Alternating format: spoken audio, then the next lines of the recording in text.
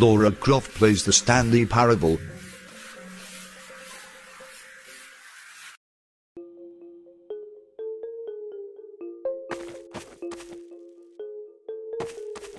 Stanley decided to go to the staff lounge to check on his co-workers. He never functioned well by himself and constantly needed support and guidance from others, so the thought of total solitude was terrifying to him. When Stanley came to a set of 2 open doors, he entered the door on his left.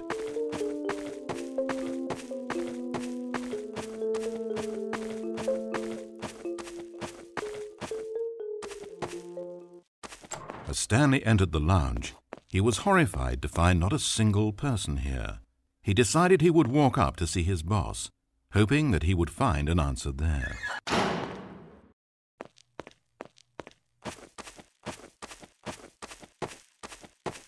Coming to a staircase, Stanley walked upstairs to his boss's office.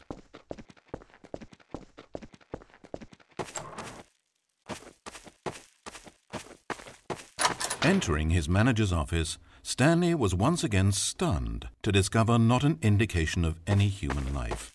It was at this point that he began to feel dizzy and a little sick, and even thought he might pass out when suddenly he noticed a keypad next to the filing cabinet in the corner of his boss's office. Stanley had never seen this panel before and had no idea what combination of numbers would produce any result. In fact, only Stanley's boss knew this, since the panel withheld access to the boss's greatest, darkest secret, and so he had assigned the keypad a combination that only he could possibly know: the number of his freshman dorm number in college, 1957. But of course, Stanley couldn't possibly have known this. Yet incredibly, by simply pushing random buttons on the keypad, Stanley happened to input the correct code by sheer luck. Amazing. Stanley ventured forth into the newly opened passageway. As he drew deeper into the bowels of the building, Stanley had no idea where he was or what this place held, and just as he began to think he might not discover a thing, he emerged into a long room to find rows and rows of monitors, screens with a number above it.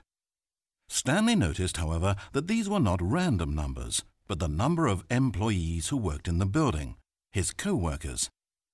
Even his own number, 427, had a place on the wall. But why a setup so elaborate, he asked. Was this simple surveillance or something even more? And as if in answer to his question, the wall slid open before him, revealing the ultimate truth of the situation. An enormous control panel, Stanley discovered, but not one that controlled simple machinery. Buttons were labeled with emotions: happy, sad. Levers and knobs controlled actions: walking, eating, doing work, or watching TV. Every input on this device monitored not the functions of a machine, but of a human being. And the reality began to sink in. Stanley, like so many other people, reduced to images on a monitor, had been under someone's control, always at the mercy of this machine. Could this have been the only reason employee number 427 was content with his boring job? That a machine had altered his emotions to accept it blindly? He began to feel an unbridled rage, and at the peak of his anger, something happened. A spark. Stanley looked up and saw the generator overhead, still providing some small amount of power to the machine, keeping it alive. And knowing that this generator was all that kept the controls running, Stanley moved to the ladder in the back of the room and began to climb towards the rafters.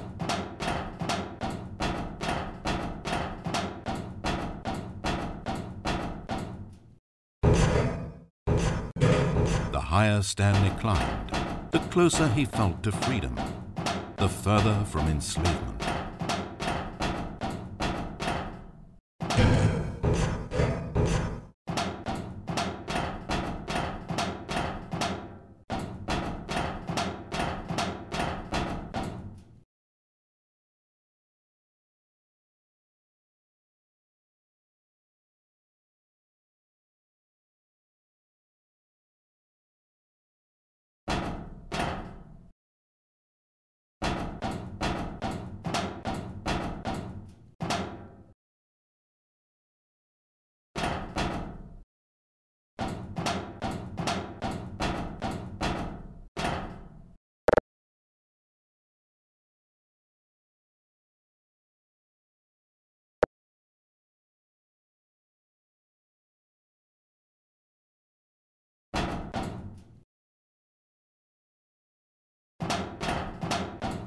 blackness, power gone, all alone. And then... As he stepped through the door into the fresh outside air, a feeling of liberation rushed through Stanley's body. He had seen power, he had seen enslavement, and he had destroyed it. The underling was in control now. He had found his leading role. Stanley never discovered why everyone had gone missing, nor how and when he had come under the machine's control. But it didn't upset him terribly, because he knew that this was how things were meant to happen. All he felt was a delight unlike any he had ever known before. Never again would he follow someone else's orders without question. Never again would anyone tell Stanley where to go, what to do, or how to feel. No more bosses, no more instructions on a screen. Stanley decides for himself now. And he stepped out into the world, and he felt the cool breeze upon his skin, and Stanley was happy.